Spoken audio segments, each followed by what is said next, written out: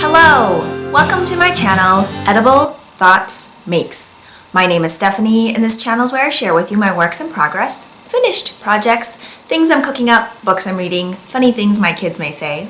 My hope is that as you watch this episode and the previous episodes that you find some inspiration along the way.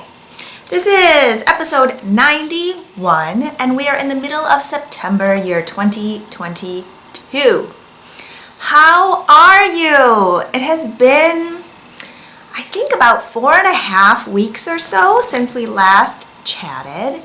And so we wrapped up the end of summer and the kids have started school. We are in the second week of school for our semester. And we're just taking it day by day. For those who have children in school, or maybe in the past have had children in school, you'll know that falls into a different rhythm. So you've got your summer, which tends to be a little more free-flowing, at least for us. And then you got your school year, and then you have to kind of go back into a new routine. And there's bedtimes, there's mornings, there's the rush out the door to get to school on time. There's the pickup of exhausted children at the end of the day. They're excited but tired, and moods just kind of go all over the place. You're kind of on a roller coaster ride, so you just have to go with it and buckle up. So yeah, we're adjusting to a new rhythm. So kind of finding our rhythm and going with it. I had a friend ask me how it was going and what we were doing to help ourselves fall into this new rhythm, and I think I'm not sure I figured it out yet, but I think part of it is being flexible, pausing, remembering to breathe, and listening to each other and checking in and just giving each other some space too, because everybody reacts to things differently. So my husband and I, we have 2 daughters. We have a 1st grader and a 4th grader, and they are totally different in personality when it comes to some things. And one of them has been so excited about school and jumping right in and meeting new friends, super social. And the other one is a little more cautious about things, likes to have things in order. She's the type of person, crosses all her T's, dots all her I's, wants to know what's happening so she can be prepared.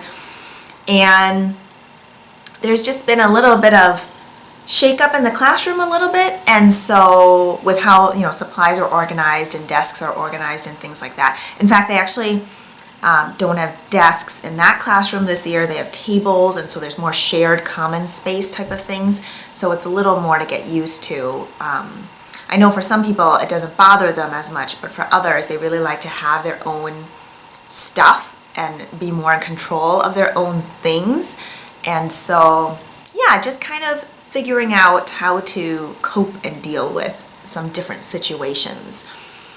Are you a teacher, or maybe you have students in your house? How are things going for you with this school year? Yeah, just kind of falling into that new rhythm. But fall is definitely in the air. Now, being in the middle of September, we are not out of the clear for like 80 degrees Fahrenheit yet, which I know for some areas that may seem cool, but for us that's hot. So we still have some low 80s, I think, in the forecast for this month. However, our lows have just dipped to the high 40s, and it is so crisp and so lovely and definitely sweater weather. Our highs are kind of ranging in like the 70s, but even in the 10-day forecast, I see some highs just in the 60s. So lows in the 40s, overnight, 60s by the afternoon, and I am here for that. We have a long winter though, so you have to actually like winter in order to be okay, I suppose, with all of these changes. Our winter lasts for like 6 months. So I definitely enjoy a really nice fall. I just love the seasons. Even summer, like I'm okay with summer. Our summer's so short that I feel like we live it up. And we enjoy that warm sand on the lake beach, and we grow things, and our vegetable gardens just take off because I think they know their season is so short. I mean, our last risk of frost isn't even until like middle of May usually, early mid-May. And so unless you start things indoors, you can't really plant anything until May. And then usually our first frost is by October. So yeah, things take a bit, but I think once they start growing, they go quickly. So speaking of growing, our garden, as you can see here, our flowers are doing wonderfully. Let me hold up these zinnias closer to you. Oh, they're so pretty. All these different shades of pink and orange and red. Here are some of our dahlias. There's a little green bug. It's our first year growing these yellow ones, and because of our growing zone, we're in zone 4, we actually have to dig them up for the winter and then plant again in the summer. So this is our first year doing yellow ones, and they're so pretty. I think there must be different varieties in here because there's this like bright lemony yellow, and then these other ones have some peachy undertones in them and pink. Oh, and there's like a different kind of ladybuggish thing. You know what? I'm gonna go put this outside. I'll be right back. Okay, I'm back. So yeah, I cut these early this morning, so that's why there's probably still some critters in there. I usually rinse them off a little bit in the sink before putting them in the vase, but with these dahlias, there's so many layers of petals, there's always some sort of bugs in there. So yeah, I absolutely love them. These ones kind of with the, I don't know how you would call these petals, like frillier petals, they don't last as long in the vase. Several days still, but maybe not up to a full week. They'll start kind of browning on the bottom ones. But we have this other type of dahlia that looks like a water lily. I'll insert a photo here on the screen. But those, actually, you know what? Let me just go grab them from the table. Okay, so this variety, I don't remember what it's called, but it reminds me of a water lily. And the petals seem much more hardy or substantial. So you can tell that the bottom here, the petals are getting old, but the center still looks really beautiful. I didn't cut more of these this morning. But aren't they lovely? Oh, I adore these dahlias. And we have the deep fuchsia ones. I think I inserted some in the vlog earlier that are starting to bloom. They aren't the dinner plate sized ones. They're much smaller. I haven't seen the dinner plate ones come up yet, but those usually come up or bloom like late September, early October, and I'm very excited for those. I think I've run out of room here to put these, so I'm gonna put these back on the table. Be right back. Okay, so what were we talking about? Oh yeah, the flowers and the garden. As far as vegetables go, the tomatoes are still going super strong.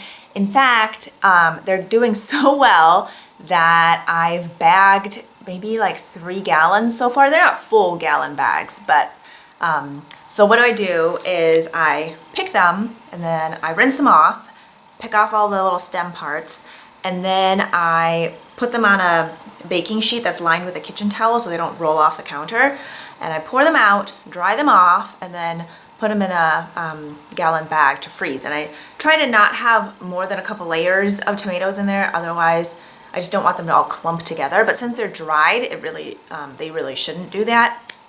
So then I freeze them flat, laying on top of each other. So I have maybe 3 gallons or so right now, and maybe about 2 gallons of green onions. So green onions I usually chop up and then freeze similarly, and that way they don't all clump together, and then you can just take a little bit out to use. I don't think I have, oh, I froze a ton of squash. So in the vlog footage in the beginning, you'll have seen that we are having a very productive squash year. Last year, it was okay. I mean, last year we had a lot of spaghetti squash that we grew, but some of our other viney stuff just did not take. And this year we moved it to a different spot, used, I can't remember if my husband changed up the soil or what, but it was just a better spot. And they are just taking off. We even have some pumpkin we think is pumpkin growing. Maybe some of our labeling of our seeds in the brown paper bags weren't super accurate. I'm not sure. We'll have to see. I thought we planted pumpkin, but it's growing white so far and it's pretty big, but maybe it turns orange later. I don't actually know. I'm not sure if we've grown pumpkin before. I think the seed from this one was saved from like a different pumpkin that we got at a local farm before, and we just saved the seeds, but it would have been from a couple years ago too. Anyway, it will be a surprise. We will see what happens. And then I was pleasantly surprised a couple days ago that I had 2 cucumbers to pick, because the cucumber area, it wasn't great. We didn't quite mound it, and the squash just kind of took over the cucumber area, so it wasn't really getting any sun. But as I was poking around, there were 2 cucumbers to pick, like a decent size too, at least like 6 inches long. So that was exciting. And there were a few cucumbers that didn't look so hot, I think because they're not getting any sun. But we will see how that goes. So yeah, I've bagged a ton of squash. The older squash I'll peel just so the skin's not as tough, but the younger squash I usually leave the skins on. So yeah, we'll have lots of summer to enjoy in the winter. I think that's the best part. So having that burst of flavor. Oh, and I've done basil too. So with basil, I'll put in the food processor after I wash it and add some garlic and olive oil. And then I'll freeze those in little ice cube trays that we designate just for food stuff. Otherwise, if you use it also for ice cubes, then your ice cubes end up tasting like, you know, pesto or something. But I freeze those into little cubes and then put those in bags. And that way, when I want to use it in a stir fry or in a pasta dish or whatever, I just take out however many cubes I want and put them in. And they just thaw really nicely and taste so good. It's so nice to have that taste of sunshine in the summer. I don't know how else to describe it. Like the flavor is just totally different. And when in the winter we can't grow anything, it's just really nice to have that burst of flavor. So yeah, I think that is it for garden update stuff. We don't really have a ton that we like plan for fall planting, since I'm not sure much can grow, at least for this season. I know you can plant stuff in the fall for the next year. I think potatoes you're supposed to put in before the first frost so that they, you know, I don't know what they do, but do something in the winter for the next year.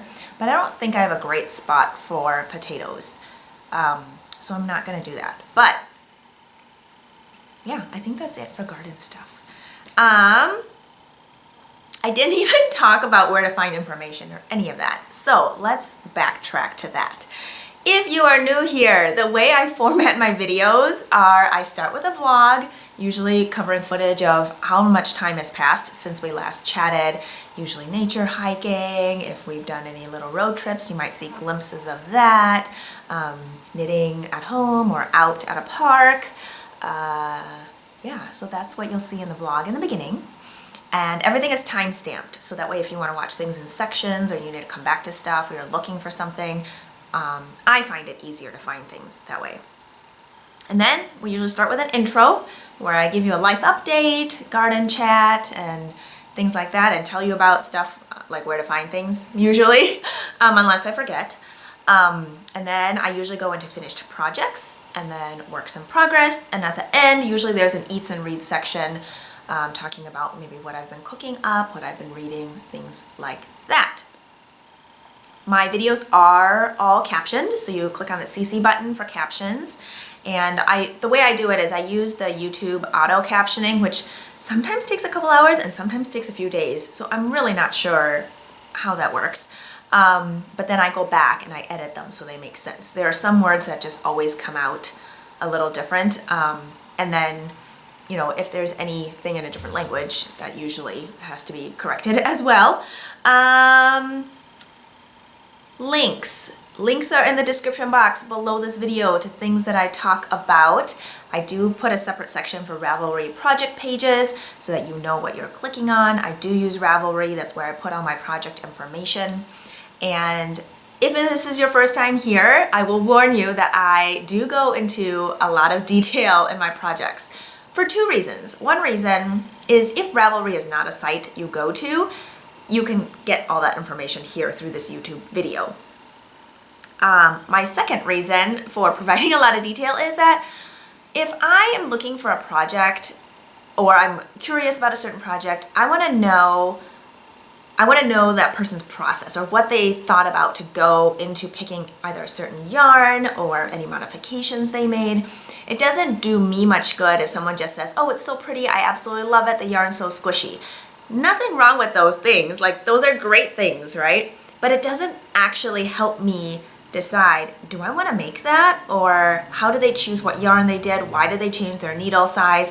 Why did they change whatever? Like, those are the things I'm thinking of before I start any project. I am someone who generally, now this doesn't mean I don't just cast on whatever sometimes, but generally a lot of thought goes into a project before I start. I need to know, what yarn do I have on hand? Do I have enough yardage? Is that colorway going to work with what I have envisioned? What kind of mood do I want to feel when I put on that garment?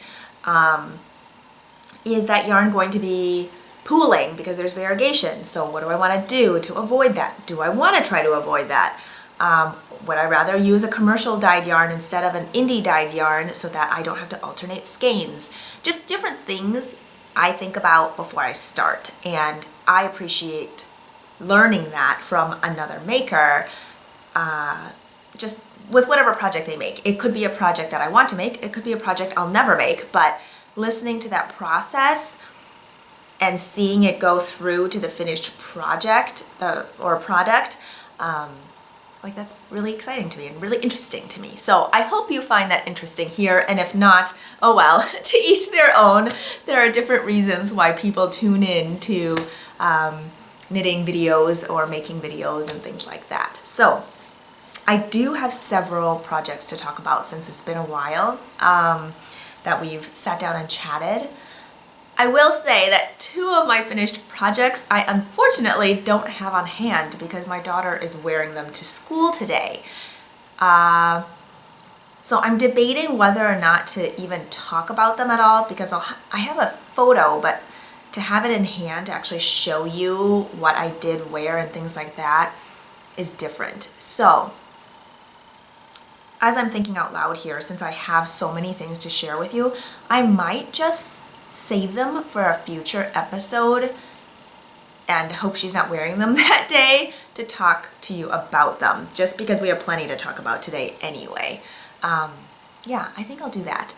And speaking of future episodes, now that the kids are back in school and we're trying to find our new rhythm and balancing between different schedules, different activities, I think I'm going to try to record every other week again. I was doing that, I believe, last year once the kids started back in school. I can't remember if I did every other week or every week, but every week is kind of a lot. Unless I have like bonus episodes, special things that I want to talk about that are separate from like a sit down chat. I think I'll try to shoot for every other week. Yeah, so that is what we will do, and I do have a few works in progress as well, and yeah, let's get started.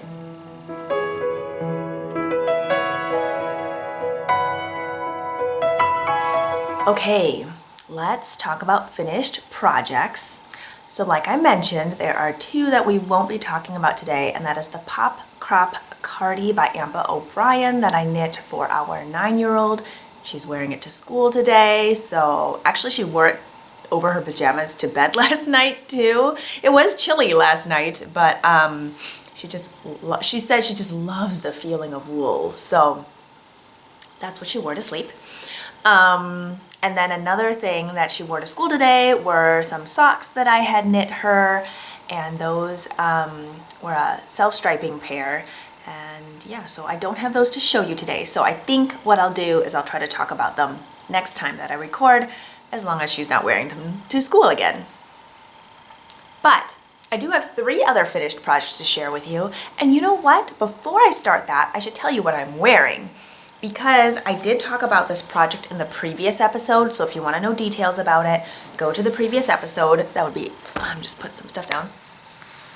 That would be episode 90, but this is the Ranunculus by Midori of Knit Cafe Midori, and I wasn't wearing it last time. I was wearing a different sweater, but, and unfortunately I can't back up too far, but details are in the previous episode, and I just love this green. Oh, it's just all things cozy, and the variegation in the tonal parts of this green are so good.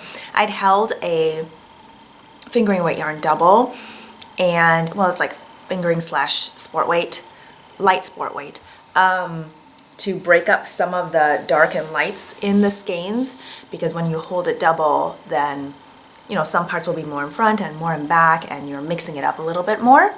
And it has this beautiful texture across the yoke, and I knit mine elbow length because that's what I wanted. And let's see, my belly button is here.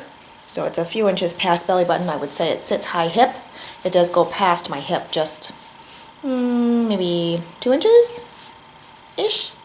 Yeah, so I have them with high-waisted jeans here. And I have a black t-shirt on underneath. There are some eyelets. It's just up to you if you decide you want to wear something underneath or not. I'm more comfortable that way. So yeah, I just love it. It's so comfy. Okay, so now onto the finished projects. Dun, dun, dun, dun. I have 2 hats here, and they are slightly different, even though they look very much the same. Let me get my notebook here. So this one that has all the different colors on it, I started in February and then I finished in August. It was just something that I picked up and put down whenever. And the way I knit this is I mashed 2, not recipes, patterns. I mashed 2 patterns together, and I've done this before a couple years ago for another hat, but this one, I think the one that I did a couple years ago actually didn't follow a pattern. No, I started as a cowl and then I did something different. But this one, I meshed together the Polka Polka hat by Sachiko and Kiyomi Bergen, and the Musselburgh or Musselborough hat by Ysolda Teague.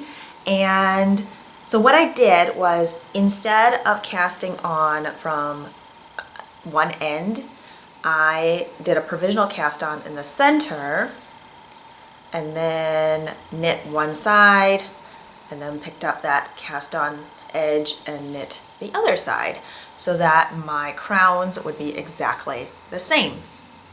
And I did that mostly because I was having difficulty doing the disappear and cast on, or I can't remember, there's a couple different ways to do it, but I was having issues with it, so I was like, you know what? I'm perfectly fine doing crown decreases, so let's just do the exact same thing on both ends.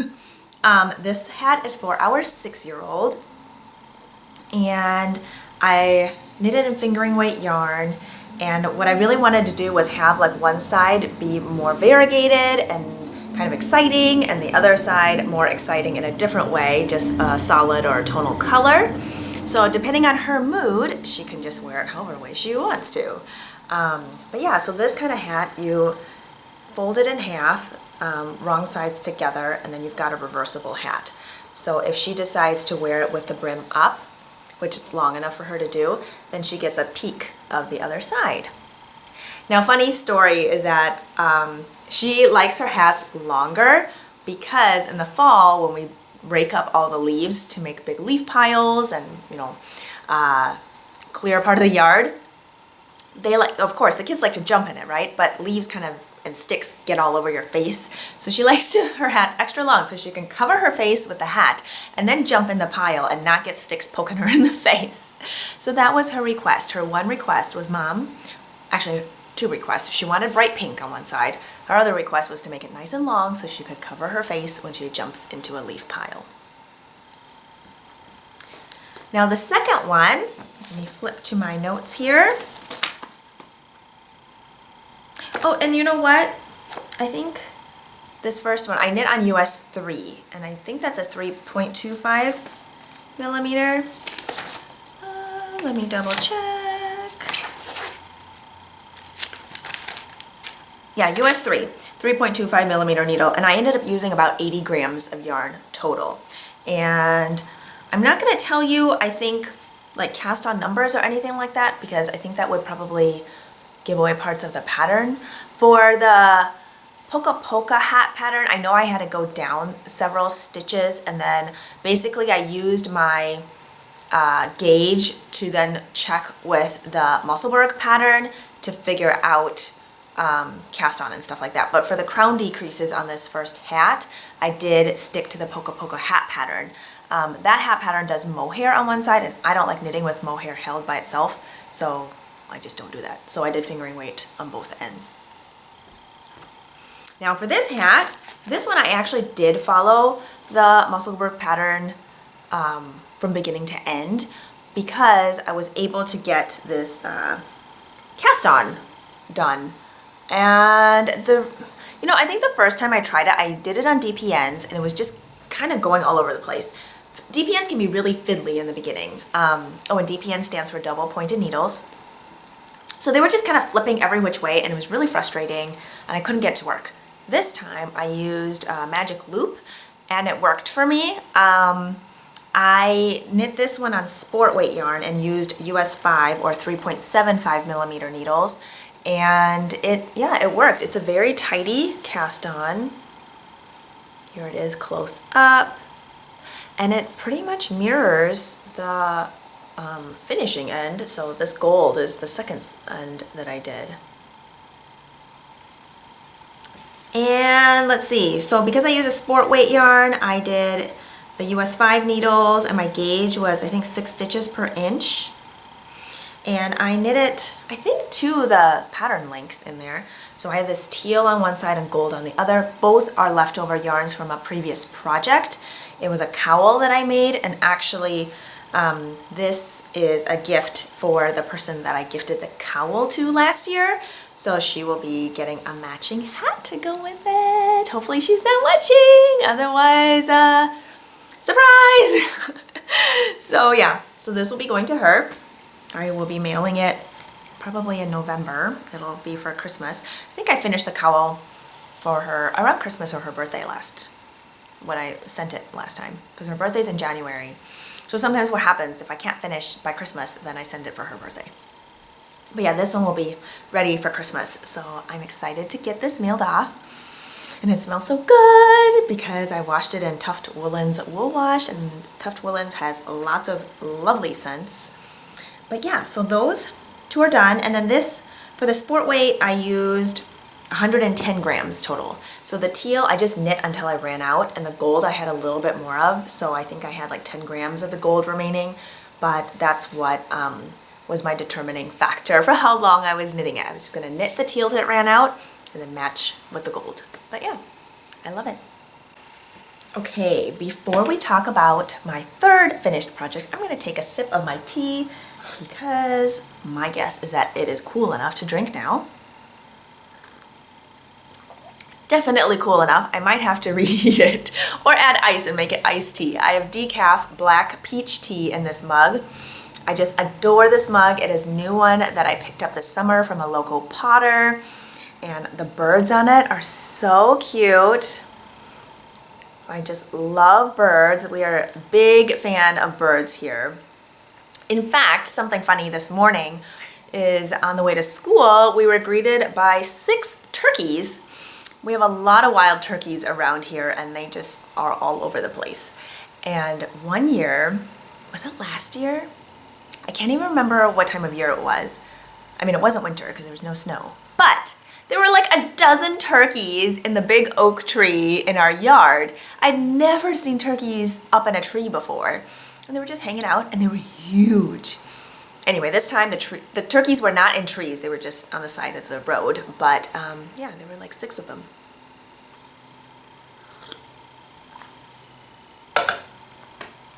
So, I am so excited about this. This is my half and half triangles wrap that I named Garden Bouquet, and I'm gonna hold up the zinnias here because they are the inspiration for this Garden Bouquet half and half triangles wrap. Do you see the resemblance? Maybe a little bit?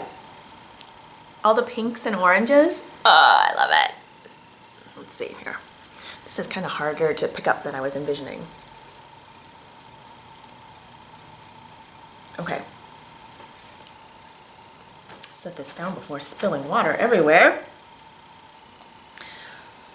Oh, I love this burst of color.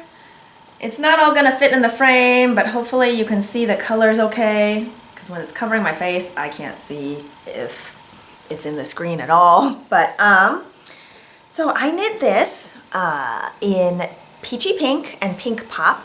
Both are linen quill by Pearl Soho. This is a free pattern by Pearl Soho. If you've been following for a while, I've been knitting these half and half triangles wrap since July of 2021.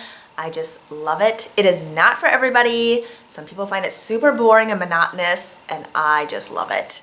It is a garter square, and you use 2 colors, though Pearl Soho just came out with a new pattern that's striped, and both triangles aren't exactly the same. One side's more color blocked and the one side has more like micro striping type of thing going on. So if you want to use up different colors that you may already have, or you want to purchase and sample a bunch of different colors and create your own color story, you can do that too. The nice thing about this for me is that I don't have to look at a pattern. I mean, the pattern itself is already less than a page long, and it's just something that I can pick up and put down whenever. So I like the 2 color version, just, you know, for the simplicity of that. I think if I were to knit a striped or color blocked version, I probably wouldn't follow the pattern exactly because, again, the thing for me is not having to look at a pattern. So I do mine slightly different from the pattern, and this one I cast on 220 stitches because I had less of this peachy pink to start with. I had used it in the colorwork yoke of another sweater already, so I had less to start. I guess I should back up a little bit more in case you are new here. So the pattern comes with 2 sizes. There's a cast on of 190 stitches or a cast on of 260 stitches. Now the 260 stitches recommends buying 3 skeins of each color, so 6 skeins total.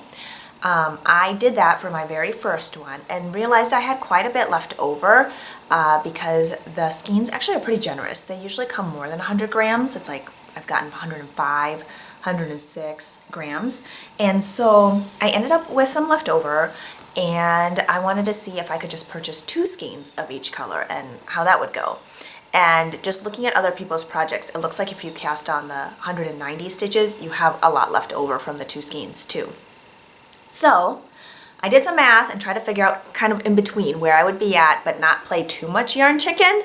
So I found a happy medium at 230 stitches, which I could still actually block out to the biggest size in the pattern, so it was just fine. It was plenty big, and I still had maybe 5 or 10 grams of each color left over, so which is perfect for, you know, other projects.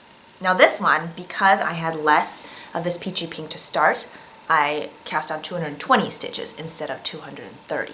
Now it still came out plenty big, and I do slip one stitch on the edge. In the pattern, it has a garter edge, and that's just personal preference.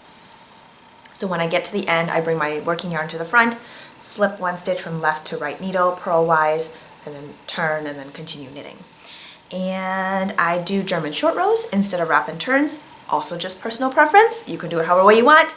And I do have a tutorial here on my YouTube channel on those modifications, so that's something to check out if you're interested in it.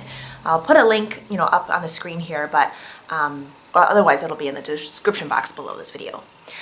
Stacy at Stress Knits has a great tutorial out on doing the wrap and turns as written in the pattern. So if you want to do it that way, I would highly recommend checking her out. She is also a big half and half wrap enthusiast, and she started knitting them before I did, and she is on, I think, her 5th one. She's wrapping up her 5th one, and her color sense is just beautiful. Love you, Stacy. I hope you're doing well, and I'm so excited to be knitting all these half and half triangles wraps with you. So yeah, I love how this turned out. It is so pretty, and when I blocked it, I do recommend blocking it because before blocking, it is more of a rectangular shape, just with the garter on there. It just kind of scrunches up a little bit more, and so it's more rectangular. And once you block it, you can block it out to be more square. I don't know why I keep holding it up to show you because you can't really see the whole thing, but maybe you can see how beautifully drapey it is. Unblocked, for example, I had a 32.5 inches by 43 inches with a diagonal of 53 inches.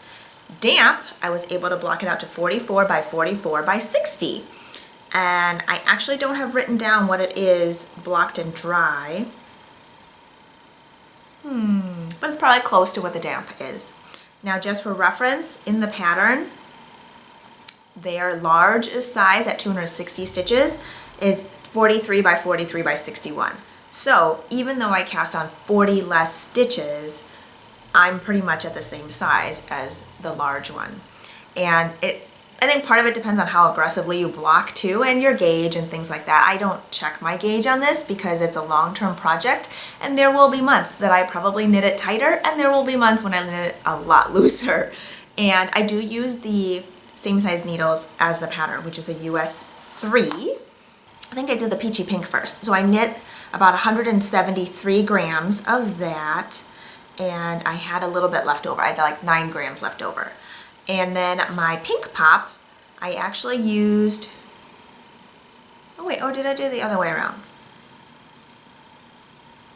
No, I knit the pink pop second, and I used actually almost 180 grams for that, which is a bit more, and I think I actually loosened up some on my second half, and I was knitting some continental, which I'm usually a thrower, and if I do continental, it's usually looser, and I think I did that just to change it up based on my mood, and it doesn't, really matter on something like this because you're not worried about, like a sleeve circumference or something like that where it has to fit right. Yeah, so it's just this beautiful sea of garter, and I do have videos on here too about how I like to wear these, but yeah, I'm gonna put it on just so you kind of see what it looks like. Oh, so much coziness. I love it, and I love how these colors play together. Pink and orange just are so happy, and in the winter when everything is basically white and gray, this is going to provide so much joy and just an energy that sometimes you just need a little bit of that energy, right? Ah, so good!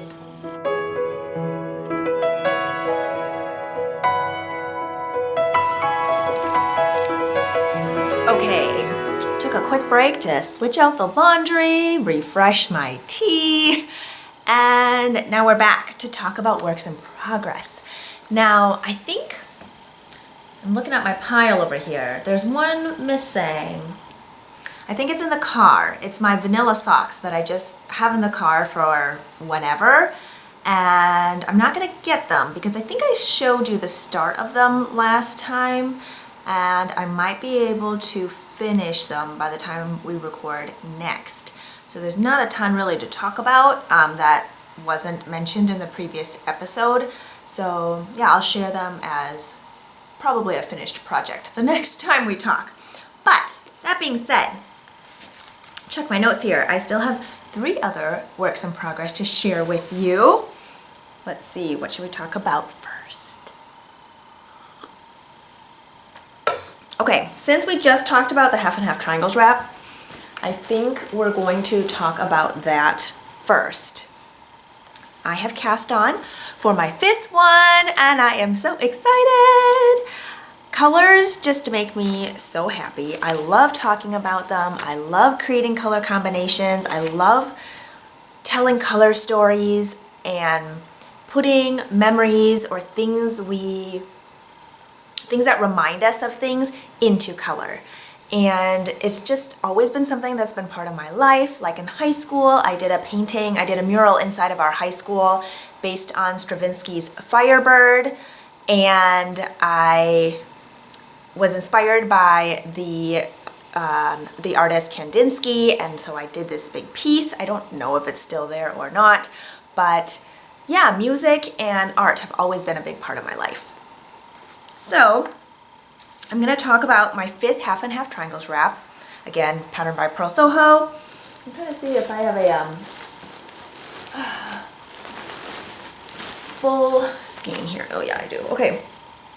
So this one I have called Purpose, Passion, and Possibilities. So I cast this on September 1st, 2022, and it's right before the start of the school year, and the colors are vibrant and exude this kind of positive energy, and that's what I was going for.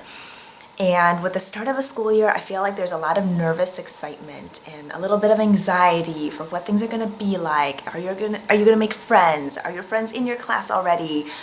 But you also have that like the new notebooks and the fresh pages and the sharp pencils and a new box of crayons and the smell, the feel, all of it, right? I love that fresh feeling of possibilities and thinking what you're going to learn and what you're going to make and all those things, right? So these are my colors. I have here red poppy. It's a warm orangey red. And then I paired it with rhubarb pink, which is like a deep magenta. So again, kind of the pink and orange, but also like red, like warm and cool kind of combo I have going on here.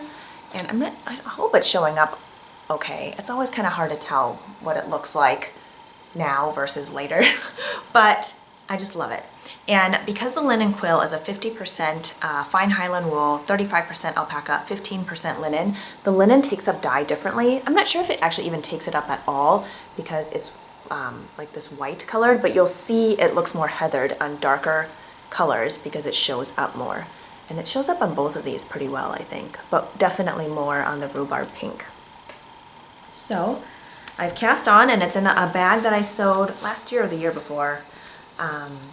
It's got this kind of block print look to it and has poppies and these little berries and foliage, and I thought it matched really well because it's also got this like red and pink thing going on in the poppies. And I'll show you what I've got. Here's the red poppy. And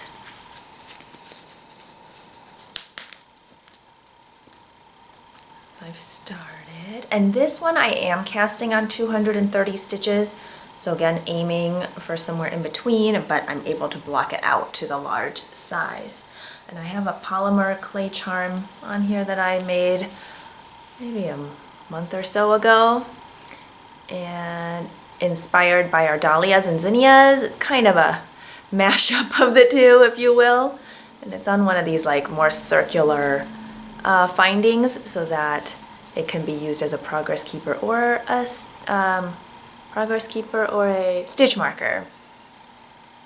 There it is. If you've been following for a while, you may know that my polymer clay is really old. It's like 20 plus years old. I've had it forever. It's just something I've always kind of played with, and it's just fun creating little things. And yeah, the curing of it may not be the most stable or sturdy, but it's just me using it and my kids, so it doesn't really matter too much, I suppose. So I don't know if it's more brittle or more whatever, but it works for us. So this is an ongoing project. I think each one takes me about 4 months or so. I don't really have set deadlines on them, but I kind of knit them with certain seasons, either literally or like figuratively seasons in my life. And so through the 4 skeins, usually about a skein a month or so, and which will put us at, let's see, September, October, November, December. Perfect for the start of the new year. I'll have a new one to go, which is what I did this past year as well. So yes, I already have a 6th one planned in my head. I have lots of color combinations that I'm excited about, and I'm excited to share them with you. Now again, I've mentioned in the past, there's no pressure for you to knit one. If you've never knit one, then you've never knit one. It's not like a race or any sort of competition or anything like that. If you want to, knit one. If you don't want to, don't. I feel like some people feel FOMO, fear of missing out, if they don't knit one, or they feel like everybody's knitting one so they have to. I just feel like that is not necessary. There's so many wonderful patterns out there, and maybe you're a brioche knitter, or maybe you're a lace knitter, and that's what gets you excited and makes you feel like you want to make something or learn something different. Everybody's in a different spot and different place, and it's not one's better or one's worse or one's whatever. It's what works for you, and this is what's working for me. And if I enjoy knitting these continuously, then I'm going to keep making them because they make me happy and they are useful, and I like functional art, and yeah, that's what works for me. The next 2 projects we're going to chat about are both test knits. So let me grab this one. This is a test knit for Amy Sure of Amy Sure Makes, and it is her Anne's puffed sleeve sweater. I believe I shared it with you in the previous episode. Something that I like to do with test knits is share with you what they look like, kind of the progress as I go, but I don't talk in detail about any of them until the pattern has been released. The yarn that I'm using is Knit Picks Wool of the Andes worsted weight. It is a non-superwash 100% Peruvian Highland wool. I am just showing you a barcode. Let's try that again. The colorway I'm using is Oyster Heather. You know, online this colorway looks different. It looks a little more creamier, and in person I feel like it is more of a, it's definitely a warm beigey color, but not as cream, which is fine. I still love it. It also doesn't seem to be as heathered as some of the other colors. Like it feels pretty solid to me. Again, it's just is what it is. The great thing about using commercial yarn for sweaters is that you don't really have to worry about differences in the color when you switch between skeins. So I don't have to alternate anything, I just keep going. Also, the Wool of the Andes worsted yarn is at a lower price point. I can't remember what it is per ball. They come in 50 grams, but it is a lower price point, which means if you are knitting a lot of sweaters, it can be a cost-effective way to knit those sweaters. So here is what I've got. Dun, dun, dun, dun. It's got a high collar, and I've just got a progress keeper mark in the front here. This is one by my friend Maria of Forest Charm. Forest Charm is her Etsy shop, and her Instagram handle is woolen.forest. But I just adore her knitting notions. And yeah, I've finished the sleeves. So when I finished like a 50-gram ball through the body, I took a break and knit the sleeves. And then I'm back on the body, and I think I'm almost to the hem. I'm knitting a high hip length. There's a cropped length and a high hip length, so that's what I'm doing. I've steam blocked the top just to kind of open up the detailing here and try it on for size, and it fits so nice. I'm so excited to wear these with jeans and dresses and skirts and pretty much anything. I picked a more neutral color because I wanted like the extra flare in this piece to shine on its own and still be able to wear it with anything. So yeah, I'm excited to get this off the needles and wear it because it's getting cooler. The release for this I think is closer to like end of September, so I think the next time I talk about this will be after its release, so when it is finished. The second test knit that I am working on is the Heartwood Stripes sweater by Tiff Nealon, and I have it in this beautiful autumnal project bag that I sewed up previously. It has this like rusty orange and has bees on it and flowers, and I did a canvas boxed bottom. This one I did zipper. Usually I do drawstring, but I'm thinking with some of them it makes sense to do zipper because unless I make it much taller, if you do a drawstring, you cinch it in on the top and it eats up space. So unless you do that like extra piece of fabric where it cinches into more like a bucket and doesn't pull it in, you lose a lot of space. But I don't love sewing zippers. I can, it's really not a big deal, but it's not always my favorite, only because I feel like I don't always sew it the same distance on both sides from the teeth, and that kind of bothers me. Anyway. The yarn I'm using is dyed by Heather of Earl Grey Fiber Co. And her colorways are always so beautiful. I've had this yarn actually for a few years and I've just been hanging on to it for the right pattern, for the right project. I purchased it on sale and I've just been saving it. So it is her Oolong DK, which is 100% superwash merino at 231 yards for 100 grams. And the main color I'm using is this rose gold, which is like a brownie pink, kind of a caramely brown color, but there's like washes of olive in there and a soft pink. Oh, it's so good. It is right up my alley. So that's the main color.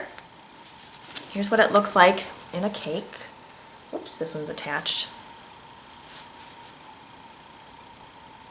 And then I am pairing it with my two contrast colors. Now I think you could knit this with just one contrast color, but I'm using the two as she did in her sample. And this is Bosque, like Bosque pear. And it's this like tonal, rich, vibrant, olivey, mossy green, which I love. It's a warmer green. I tend to like warmer greens. And my other one is called Autumn Walk, which is an orchid pink with gold and I think there's some like orangey rusty colors in it. So good. I'm gonna hold it up with the green. I don't think I can hold it up with the main color, but I've just started it, so I'm gonna show you my progress and that's all I'll say. Are you ready? It's a top-down circular yoke. Isn't that just gorgeous? This collar, I mean, look at that. Ah, so excited. And I love how these colors play together. This is like just all the autumnal colors that I love. Even this like orchid color, I feel like I normally wouldn't think of it as autumnal, but it works with all of this. And the gold and rusty and olive speckling in it ties it all together. And that's a lot of times how I pick colors to go together. If there's certain colors in a speckle, I'll want that in something else. So that ties everything together. And yeah, I am just in love with this. It is so pretty. So excited. Now this one isn't due until, I want to say middle of October or so. So I'll probably be sharing another work in progress chit chat about it before I finish and before it's released. 1 or 2 times, I'm sure. But yeah, so that is my other work in progress. Okay, that is so many projects. We've chatted so much today that my stomach is grumbling because it is time to eat. Yeah, I have laundry to finish and lunch to make and just overall some cleaning to do. I have a bit of a to-do list of things that I need to get done, but I am so glad that we had time to chat. Usually I have an eats and reads section now, but I think we're gonna skip that this time. There was a lot of eating related stuff earlier in the vlog, but I don't know if I have any specific recipes necessarily to share right now. And I'm not currently reading anything because we're just kind of getting into the swing of things. So I don't have any books checked out from the library currently that I am reading, but maybe next time I will have something to talk about for that. Do you have anything that you really look forward to making in the fall? I know I love soups. I mean, I make soup year round, but I'm like really in soup mode once it gets a little bit chilly. I also always make the apple cider caramels by Deb Perlman of the Smitten Kitchen. I make those every September, so I will be doing that, and I usually use a Honey Crisp apple cider to make them, and we just all love them. They're so good. But yeah, I think there'll be some chicken chili on the dinner menu this week, and yeah, I need to get it planned out for sure. I need to get that worked out. But yeah, so I hope you are doing well. Let me get my tea here. I hope you're doing well, sleeping okay, taking good care of yourself and your neighbors and your friends. Yeah. As this season starts to change, I hope you have exciting things waiting for you. So, yeah. Cheers to being creative, and we will talk next time. Take care.